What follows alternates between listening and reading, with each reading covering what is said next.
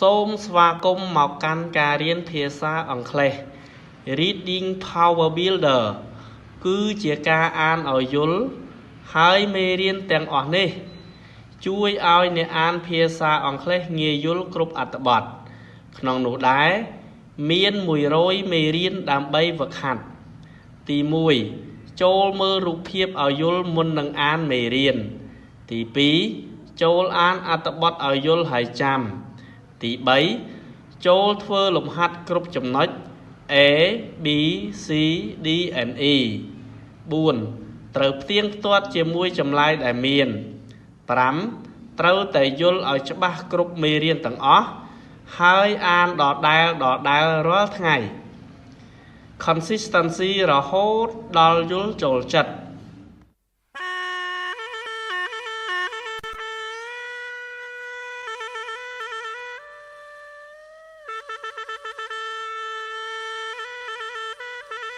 Who gets what?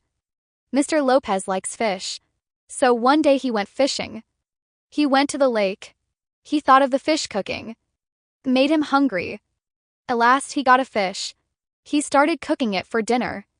But along came a bear. The bear liked fish too. So the bear got the fish. And Mr. Lopez got away.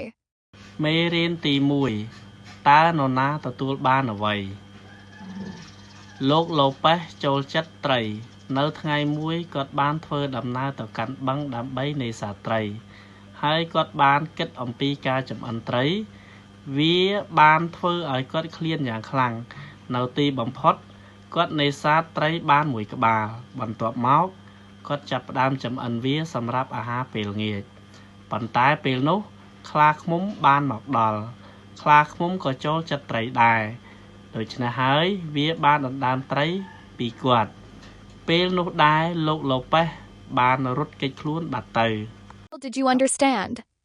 Read each question. Right or B. 1. What is this story about? And knowing when to give up. B. Fishing with a bear. 2. How did Mr. Lopez feel about bears? A. He liked them. B. He was afraid of them. 3. How do you know how Mr. Lopez felt about bears? A. He asked the bear to eat his fish. B. He ran away from the bear. For what did Mr. Lopez do with the fish? A. He put it in a pan. B. He put it in a bag. 5. How do you know that Mr. Lopez did not eat his dinner? A. He cooked the fish. B. The bear ate the fish.